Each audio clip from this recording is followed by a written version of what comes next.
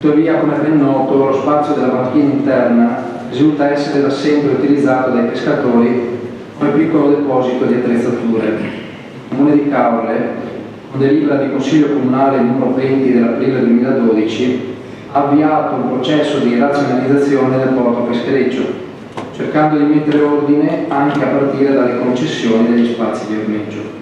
Tale piano, da redigere in completa condivisione con il Genio Civile, ente proprietario, con l'ispettorato di porto, sarà lo strumento per razionalizzare ogni aspetto legato all'utilizzo del rio interno, comprese le modalità per l'avvio e smaltimento dei rifiuti provenienti dalle attività produttive presenti. Si ricorda infatti che i rifiuti prodotti dall'attività di pesca devono essere avviati a recupero e a smaltimento secondo il progetto Isola nel porto, redatto e approvato dalla locale autorità costiera, ossia la Capitaneria di Porto. Tali rifiuti infatti non rientrano tra quelli classificati come rifiuti urbani e quindi a carico dei cittadini.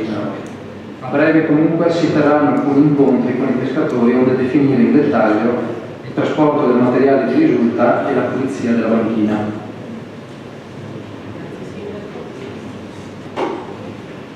Passiamo ora al terzo punto all'ordine del giorno, al secondo punto, approvazione verbale di sedute precedenti.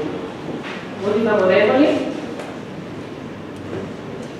Unanimità, approvato. Passiamo al terzo punto, approvazione piano delle allineazioni e valorizzazione del patrimonio immobiliare, anno 2013. Relazione al sindaco.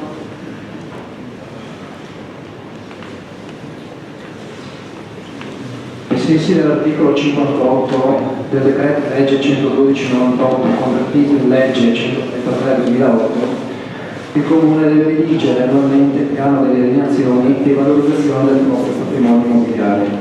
Nel succitato piano vengono individuati gli immobili di proprietà dell'ente non strumentali ai fini istituzionali e suscettibili di valorizzazione o di dismissione.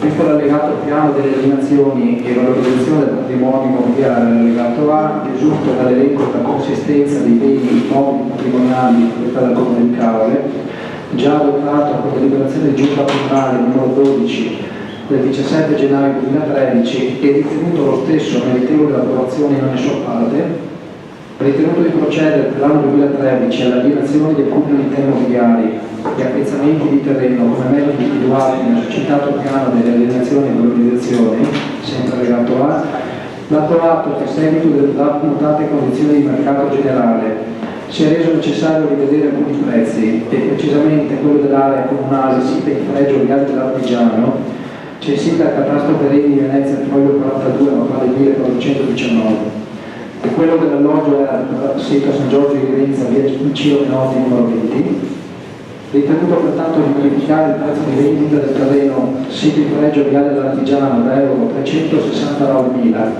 ad euro 250.000 e i prezzi di vendita dell'alloggio Erpi di via Menotti da euro 133.000 ad euro 90.000, prevedendo una riduzione di circa il 30% al fine di allinearsi alle condizioni di mercato attuali, in considerazione anche del fatto che a seguito di pubblicazione di appositi bandi non è stata presentata al Comune nessuna offerta.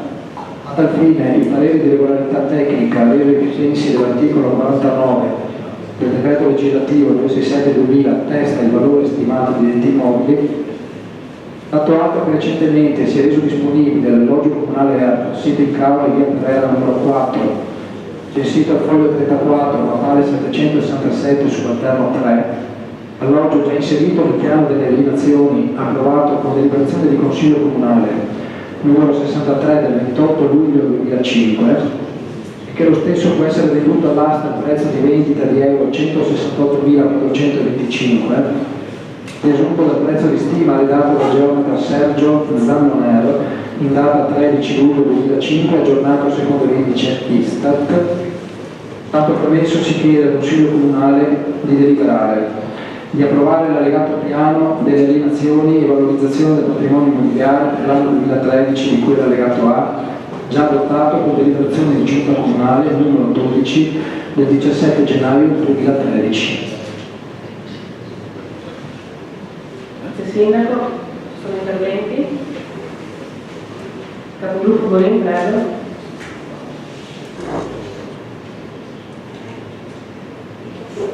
Grazie Presidente.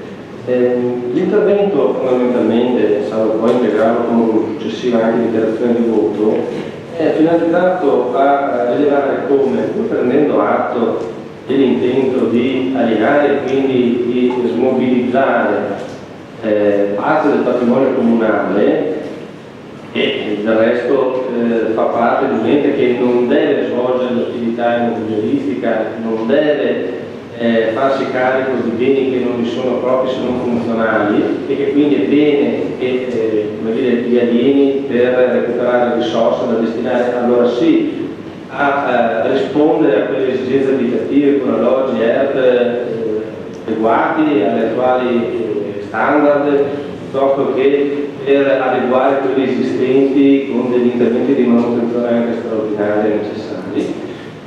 Riteniamo però che la proposta di delibera così come formulata tenga conto, in particolare mi riferisco all'alloggio di all'immobile di via Brera, che non sembra, secondo la nostra valutazione, adeguatamente valorizzato.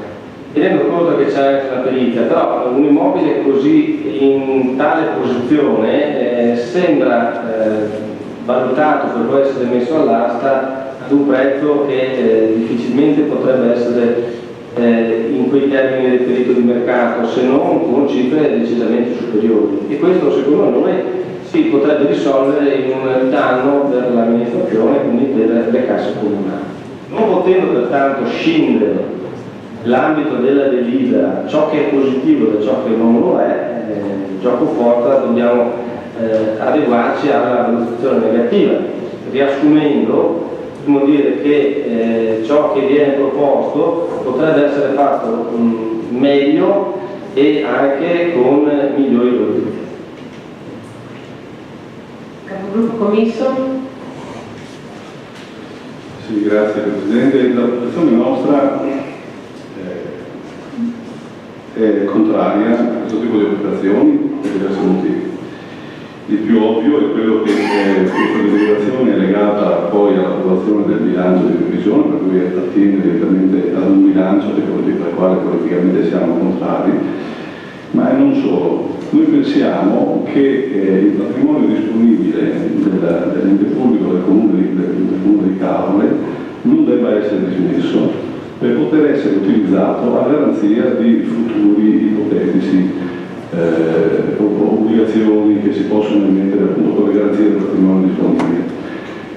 Tra l'altro bisogna rilevare anche che questo tipo di operazioni in cui alcune voci dei immobili alienabili subiscono, come dire, un esito di mercato per cui si va di basso, mentre altri non subiscono alcun ribasso, è abbastanza strana. Io ho già avuto modo di rilevare qualche anno fa, nel corso di una discussione sempre con dello stesso tema, come stranamente alcuni valori di terreni o di fabbricati cambiavano il valore, forse l'ex assessore Pellegrini si ricorda che c'erano dei valori abbastanza diversi da un anno all'altro dello stesso immobile. Per cui oltre a ritenere che non sia assolutamente obbligatorio, visto che è anche difficile trovare chi viene ad acquistare questi beni, non è assolutamente obbligatorio andare continuamente al ribasso pur di far cassa in qualche modo. Quindi annuncio già il voto contrario a questa deliberazione. Grazie. Grazie. La parola al sindaco per la replica. Allora, in ordine al valore ritenuto congruo dell'immobile di via Ferrera, ritenuto congruo dall'amministrazione, si ritiene da un lato che bisogna partire dal presupposto che la valutazione è fondata su dei parametri realmente imposti, parametri che poi l'ufficio tecnico erariale comunica all'allora istituto autonomo di case popolari, l'ACP, e che il perito in sede di valutazione ha dovuto tener conto. Quindi non si parte da un valore di mercato, ma si parte da un valore di fatto imposto e rivalutato. A sua volta, siccome la perizia risaliva da alcuni anni, precedenza si è proposta la rivalutazione per adeguare l'importo che altrimenti sarebbe stato assai più basso, ma l'errore di fondo non è sulla valutazione di partenza, l'errore di fondo sta sul fatto che non è un valore da raggiungere, per cui il primo che presenta la domanda si porta a casa l'immobile a 164.000 euro, è un valore di partenza di una gara a rialzo. Io le posso assicurare al capogruppo Borin che quell'immobile non sarà aggiudicato a 164.000 euro, perché è evidente che se lei stesso lo ritiene, magari non condividendo la nostra posizione in valore di contro, se ha ragione lei e condivide il passaggio che io adesso ho fatto, vedrà che quell'immobile sarà sicuramente valorizzato in sede di gara e magari anche allineato a quello che lei, non ho capito qual è il valore che suggeriva, volesse ritenere come valore congruo. Ecco, per quanto riguarda anche la risposta al capogruppo commisso, credo che il punto di partenza proprio del valore che la legge impone di adottare in sede di valutazione già di per sé dia risposta su qual è la base imponibile. Grazie Sindaco. Mettiamo i voti, terzo punto all'ordine del giorno. Voti favorevoli? 10. Voti contrari? 5. Mettiamo i voti di immediata eseguibilità. Voti favorevoli? 10. Voti contrari? 5. Passiamo ora al quarto punto all'ordine del giorno.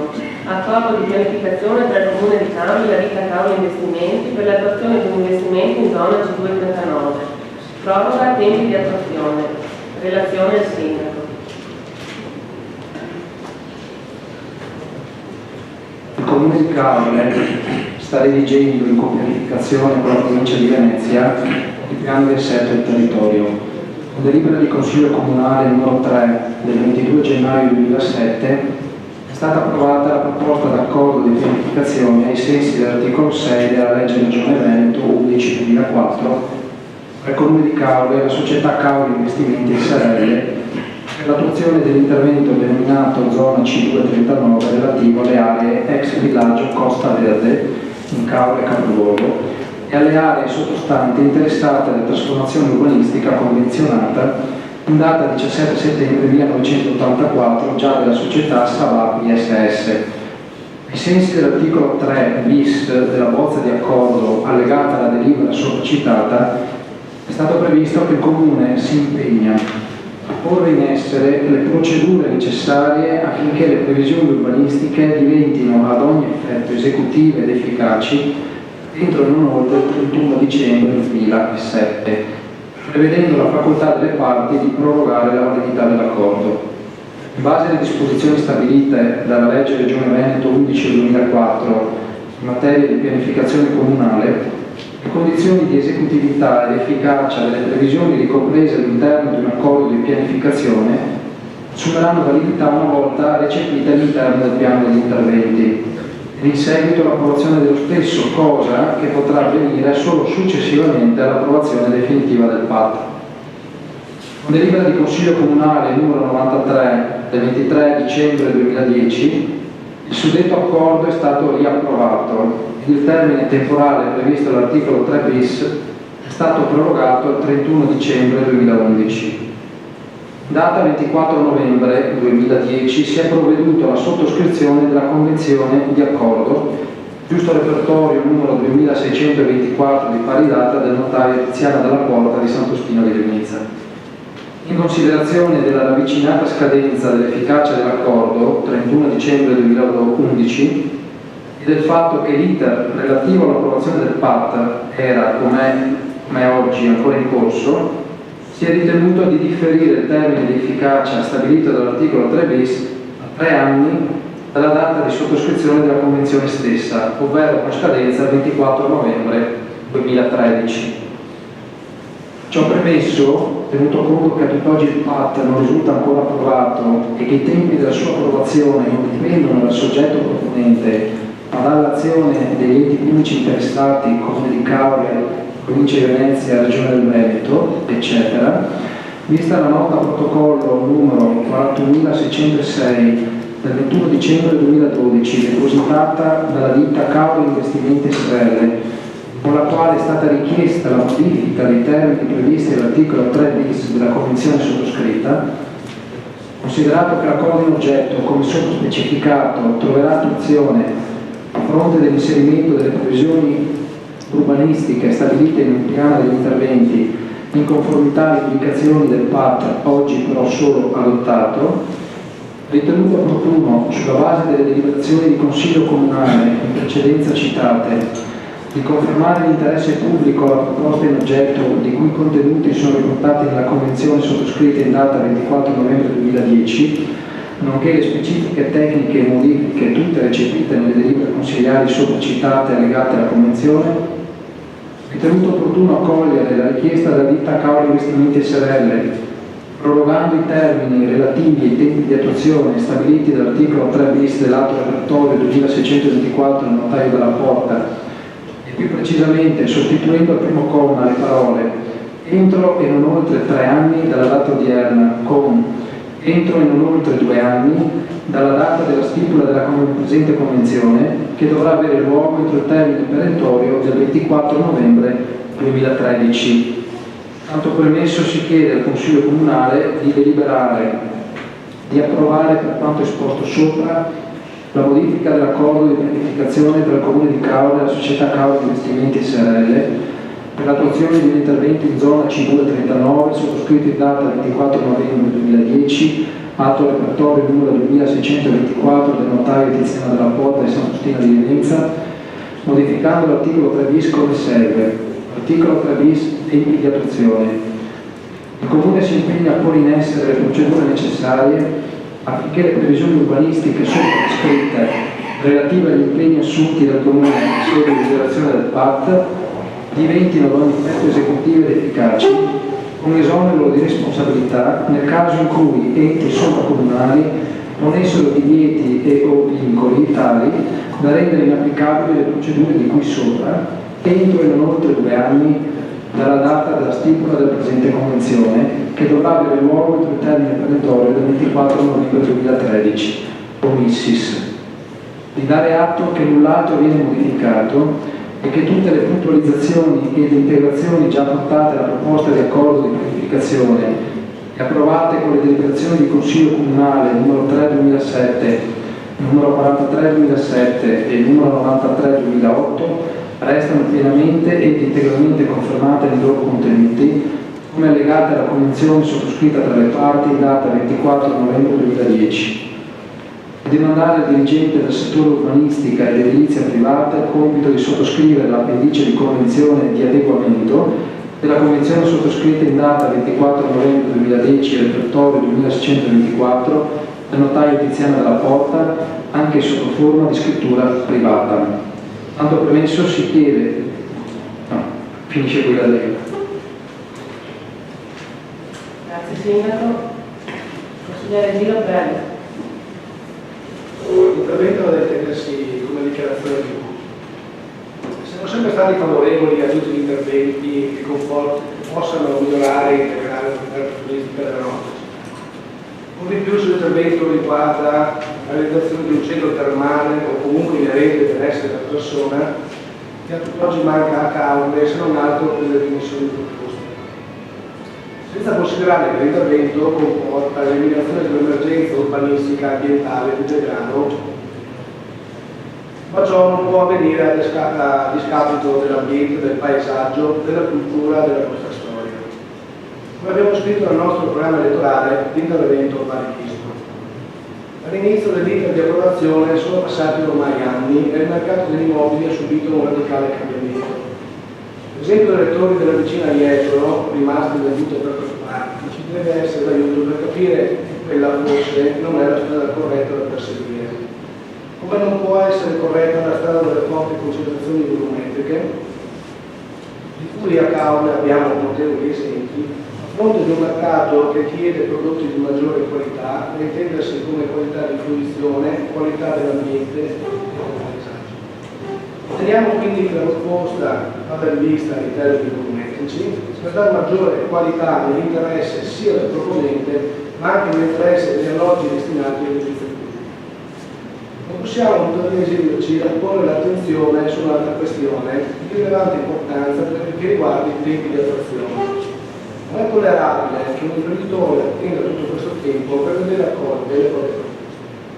Oggi ci viene richiesto di approvare un'ulteriore proroga di 2 anni ad una convenzione che fa parte di un accordo che aveva avuto il primo passaggio formale nel Consiglio Comunale del gennaio 2007.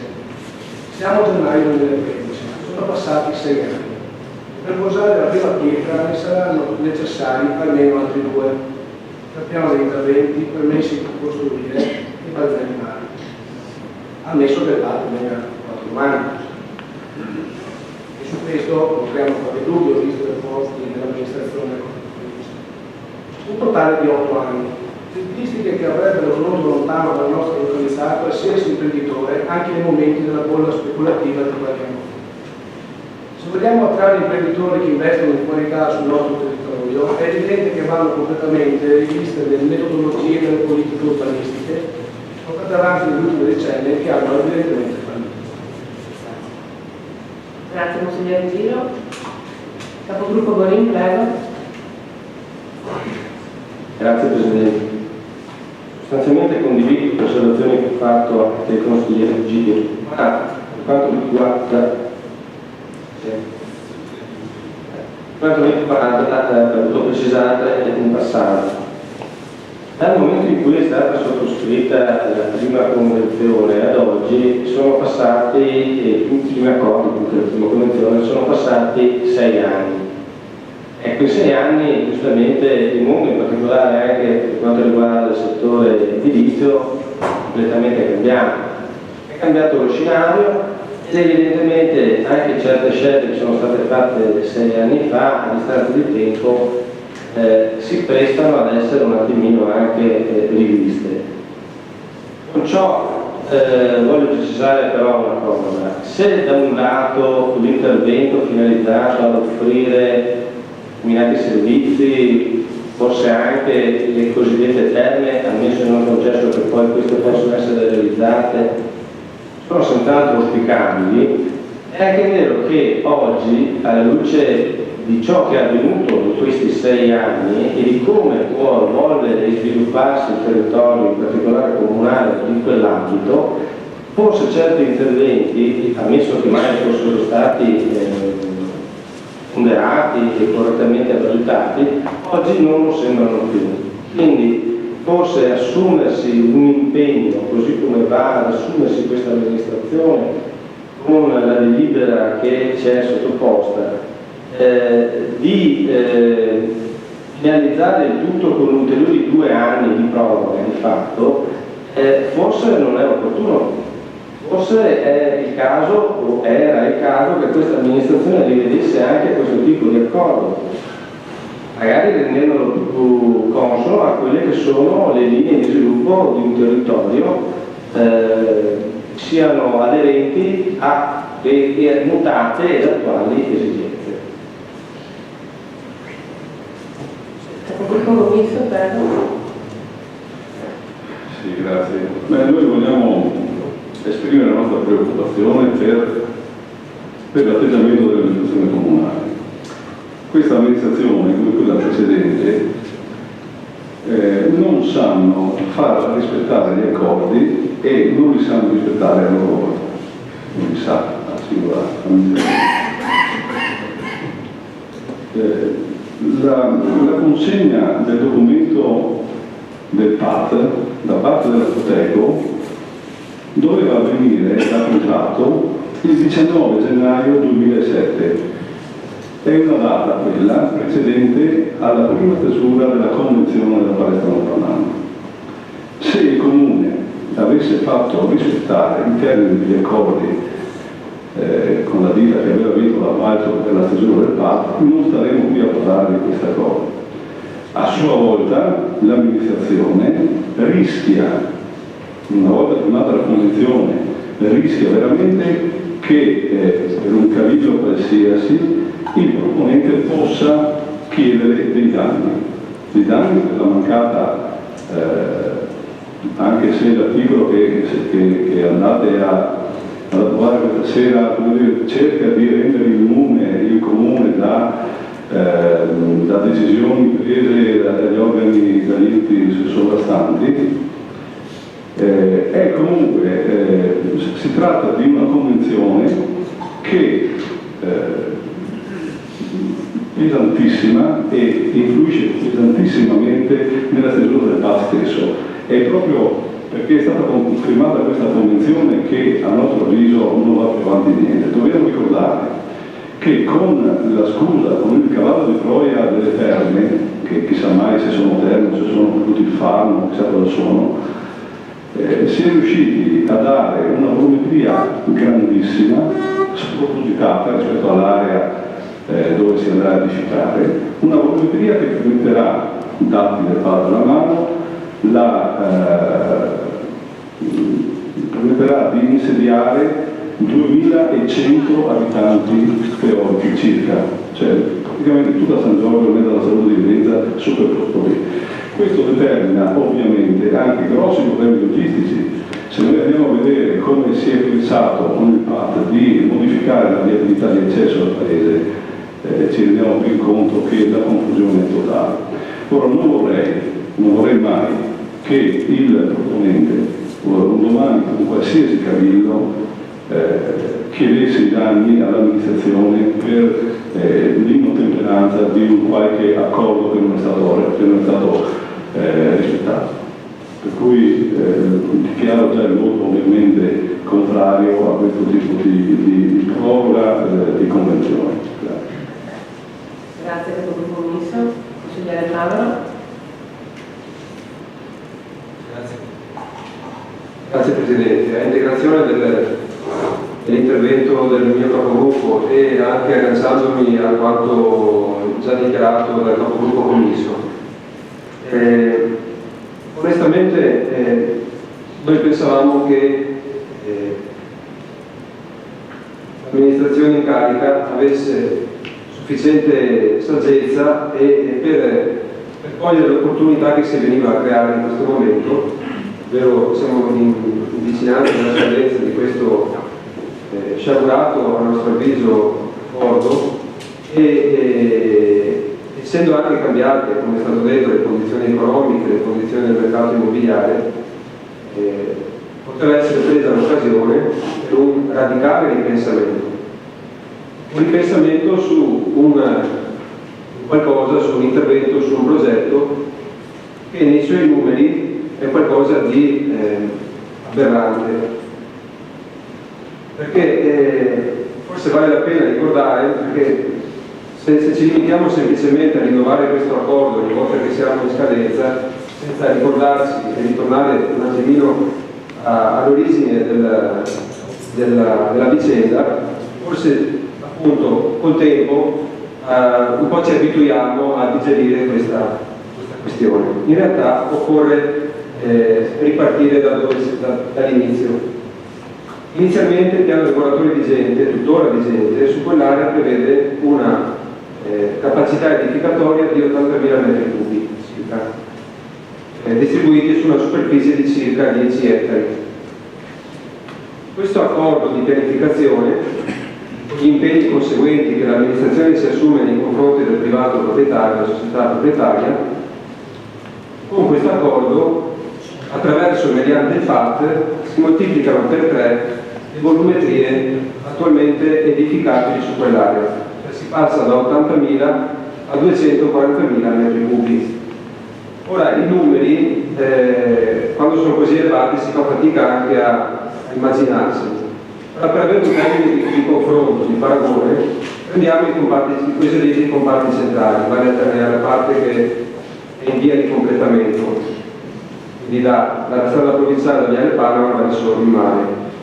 Su quell'area il piano regolatore prevede qualcosa come poco più di 1 milione di metri cubi complessivi edificabili, quindi 4 volte la volumetria edificabile nell'area in questione delle terme, cosiddette terme, con una piccola ma fondamentale differenza: la superficie di quell'area, dei comparti centrali, è di circa 250 ettari. Quindi noi, sull'area delle terme, se andiamo a calare 240.000 metri cubi, significa che prevediamo un intervento immobiliare edificatorio con una densità pari a 8 volte la densità che avremo in base al Canea una volta terminati i lavori. Quindi densità che sono inimmaginabili al giorno d'oggi, erano densità si sono viste anche a Auge negli anni 60, negli anni 70, all'epoca del primo boom edificatorio, quando si era in piena fase di boom turistico. Oggi una cosa del genere è fuori dal tempo e per di più, essendo intervenuta nel frattempo la crisi economica e la conseguente crisi immobiliare, è anche fuori da una logica economica.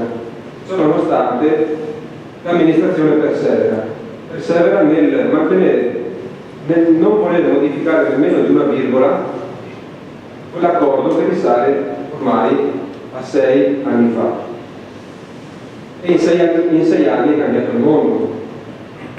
Quindi ci chiediamo perché si voglia persistere in una direzione che è chiaramente sbagliata. Poi andiamo a vedere nel merito come sono distribuiti queste volumetrie. La stragrande maggioranza, 175.000 metri cubi, sono con destinazione a residenza turistica e destinazione commerciale. Con una destinazione commerciale che al massimo può arrivare a 25.000 metri cubi, il che significa circa 8.000 metri quadri di superficie commerciale. 8.000 metri quadri sono una misura compatibile, paragonabile alle grandi strutture di vendita. Quindi vuol dire, paragonati alla dimensione media dei negozi di carne, vuol dire che andiamo lì a creare le condizioni per teoricamente vedere la nascita di 100-150 negozi, cosa che in una situazione di generale crisi del commercio, del piccolo commercio nella nostra località, risulta anche questa ancora una volta fuori da ogni grazia di Dio.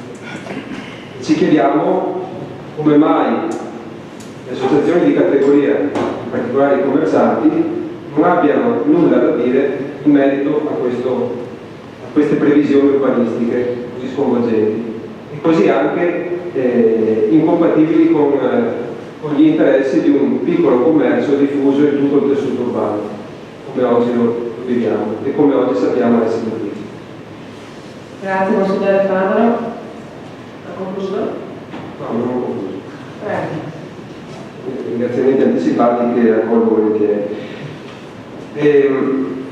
Poi abbiamo 15.000 metri cubi di residenza turistica alberghiera, 30.000 metri cubi di edilizia convenzionata, 21.000 metri cubi di struttura termale e sala conferenze. Ora questi ultimi due volumetrie, 30.000 di edilizia convenzionata e 21.000 della struttura termale, che in realtà sarà un centro benessere perché fregiarsi del titolo di struttura termale significa avere un riconoscimento da parte del Ministero della Salute, eccetera, cosa che non è già stato detto in questa sede, non sarà possibile. Quindi abbiamo questi 50.000 metri cubi, sono quel cavallo di Troia, quella foglia di fico di cui accennava anche il capogruppo commisso, che serve a giustificare l'intera operazione. Ecco, noi pensiamo che sia arrivato il momento di fermarsi, meditare e possibilmente rinviare la decisione che si proponete di fare questa sera in vista di una complessiva rivisitazione della logica, della filosofia del piano di assetto del territorio.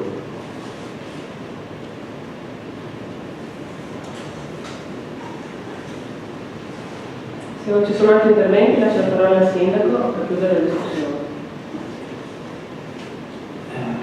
In riferimento all'ultimo intervento del consigliere Favaro, ritengo che l'intervento non abbia alcuna pertinenza con l'oggetto della delibera, perché qui non stiamo discutendo del contenuto di un accordo che il Comune di Cavour ha siglato un po' di anni fa, che è un accordo ormai consolidato per quanto riguarda la loro proposta procedimentale realizzata al privato. Quando lei riferimento a dover andare a rivalutare, a rivedere, a abbassare quella cubatura da lei citata, in realtà l'ho già prima, non riguarda questo. Allora se voleva fare un intervento del tutto estemporaneo per andare a recuperare quella che è stata una discussione nel 2011, 2010, 2009 fino al 2007, ci sta, ma in ordine a quello insomma non ho niente da dire, perché ritengo che l'accordo procedimentale sia già stato concluso. Oggi qui si parla solo di prorogare un eventuale termine. Più pertinente invece era l'intervento sia del capogruppo commisso e sia del consigliere Giro, pertinente ma fondato, laddove si va a censurare l'attività della pubblica amministrazione odierna, ritenendo che la negligenza nel portare a termine l'iter amministrativo conclusivo del PAT determini inequivocabilmente la necessità di andare a prorogare il termine. Nulla di più vero, perché sinceramente che in questo momento è latitante e che non consente di chiudere il PAT non è il Comune di Caore, è la provincia di Venezia. Il Comune di Caore all'inizio del mese di novembre ha dato via la fase conclusiva dell'iter del PAT, ha chiesto alla provincia l'incontro, ha chiesto alla provincia se la provincia era pronta, se avesse esaminato le controdeduzioni che il Comune di Caore aveva mandato, spedito in provincia il 26 aprile del 2012. L'iter amministrativo del Comune di Caore è completo per quanto concerne la componente Comune di Caore. Se poi nei primi giorni del mese di novembre la provincia non è in grado di dare una risposta, evidentemente perché o non sa cosa rispondere, oppure non ha avuto il tempo di leggersi le controdeduzioni approvate dalla delibera del giunta comunale del 26 aprile, questo non è un problema che riguarda il Comune solo per la mancata risposta dell'altro ente, ma non si può vedere imputare nei primi giorni del mese di novembre e che in questi mesi il Comune ha perso tempo, perché insomma si è data un'accelerazione nei limiti possibile. È evidente che è unilaterale il problema in questo momento, la provincia di Venezia non ha dato ancora una risposta. Noi stiamo attendendo per la metà di novembre, era data più che comoda, dopo una settimana, 10 giorni, se la provincia fosse pronta per andare a costituire quella conferenza di servizi. Credo che 7-10 giorni fosse più che sufficiente la provincia, invece stiamo ancora attendendo a distanza di mesi che la provincia ci dia una risposta. È evidente quindi che la proroga che oggi andiamo a proporre al Consiglio Comunale da un lato va certamente a tutelare il privato, perché dà anche respiro, da un lato mette in copertura l'amministrazione per l'adempimento di un onere chiarissimo, che è quello di recepire nel PAT, e quindi nel PAT con procedura completata, approvato e pubblicato al PUL, quello che è il contenuto della proposta dell'accordo procedimentale. In ordine invece all'intervento del capogruppo commisso relativamente ai danni che l'amministrazione comunale potrebbe essere chiamata a pagare, a corrispondere al privato in caso di inadempimento. Lei ha fatto riferimento al capogruppo alla circostanza che l'amministrazione è tutelata solo nell'eventualità in cui l'accordo procedimentale non giunga a confine per colpa, tra virgolette, di un ente sovracomunale. Ma la cosa non è vera, perché se lei si fosse letto la convenzione sottoscritta, e precisamente l'articolo 3 bis, il terzo comma, avrebbe capito, ma evidentemente non lo ha letto, che il comune è tutelato in questo caso e anche in ogni altro caso di inadempienza. Le do lettura io del terzo comma, perché il terzo comma dice: l'eventuale mancato rispetto del termine previsto in ogni caso, non solo nel caso citato dalle norme che precedono, non comporterà alcuna responsabilità per danni o quant'altro, e si intende ovviamente a carico dell'amministrazione comunale, perché è che sostanzialmente deve adempiere entro il termine medesimo. Sindaco, mettiamo in voto il quarto punto dell'ordine del giorno. Voti favorevoli 10, voti contrari 5. Mettiamo in voto l'immediata eseguibilità. Voti favorevoli 10, voti contrari 5. Passiamo ora al quinto punto dell'ordine del giorno. Regolamento comunale per l'installazione e l'esercizio degli spettacoli viaggianti. Modifiche. Relazione all'assessore Russo. Sì, buonasera a tutti. Modifiche al regolamento comunale per l'installazione e l'esercizio di spettacoli viaggianti. Il vigente regolamento comunale per l'installazione e esercizi di spettacoli viaggianti è stato approvato con deliberazione del Consiglio Comunale numero 115 del 3 novembre 1994. Successivamente è stato modificato con deliberazioni consigliari numero 15 del 25 febbraio 1999 e numero 41 del 4 maggio 1999. Le modifiche che si intendono apportare riguardano per la maggior parte l'aspetto del procedimento istruttorio, e cioè è stata aggiornata l'elencazione del contenuto della domanda di installazione e della documentazione da allegare e si vedono agli articoli 2 e 5 del nostro regolamento. Sono state maggiormente precisate le modalità di accoglimento delle domande e la tempistica del procedimento e li vediamo agli articoli 3, 5, 6 e 7. Inoltre è stato leggermente aumentato il deposito cauzionale che era 1.549,37 euro e li abbiamo portati a 1.600 euro e questo lo vediamo all'articolo 4. Inoltre è stata introdotta all'articolo 1 la possibilità per la Giunta Comunale di Caorle di individuare anche aree da destinare allo spettacolo viaggianti per le quali prevedere, oltre al canone OSA, anche la corresponsione di un canone aggiuntivo ai sensi dell'articolo 27,7 e 8 del decreto legislativo 285 del 1992 e praticamente sono somme dovute all'occupazione di strade o pertinenze stradali.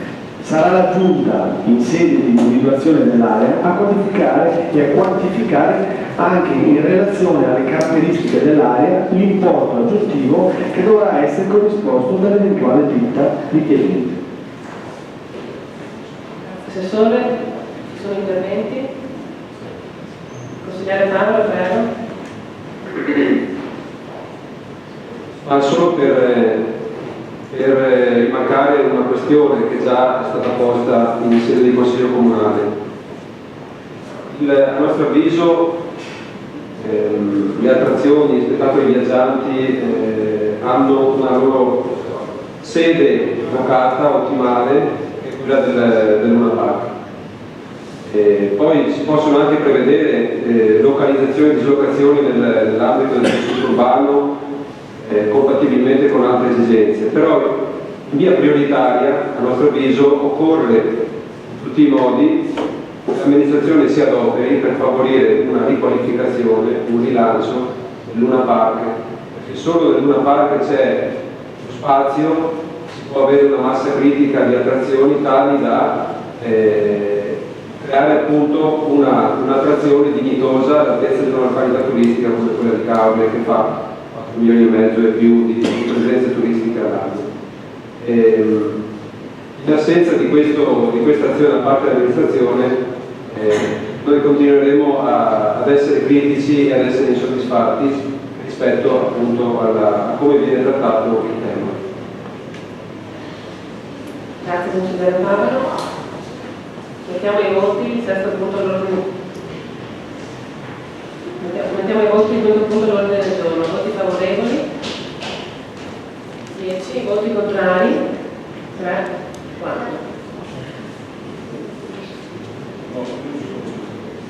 Vero? Un voto astenuto. 3 contrari e un astenuto. Mettiamo ai voti l'immediata eseguibilità del punto. Voti favorevoli? 10. Voti contrari? 2. 3. Voti astenuti? 1. Passiamo al sesto punto all'ordine del giorno, mozione sulla gestione economica del cosiddetto spiaggiato, in relazione al capogruppo Tonò.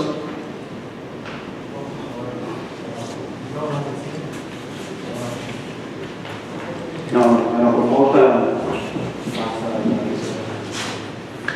fatta dal gruppo consiliare Macaure, sul quale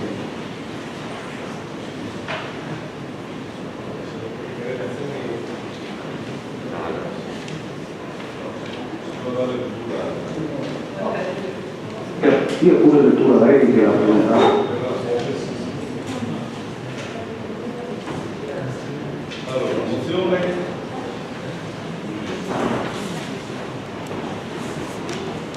Allora, la mozione sulla gestione economica del cosiddetto spiaggiato. È datato 14 dicembre 2012 un comunicato stampa del Comune di Caore che ci informa del protocollo d'intesa firmato dai sindaci dei comuni del litorale veneto sul coordinamento della gestione delle funzioni demaniali trasferite dalla Regione Veneto ai comuni in base alla legge regionale 33/2002. Nel comunicato si legge che risulta fondamentale un lavoro di coordinamento tra tutte le amministrazioni locali della Regione Veneto, mettendo in atto una collaborazione finalizzata alla realizzazione di iniziative coordinate per la gestione uniforme della materia e per lo sviluppo di proposte congiunte.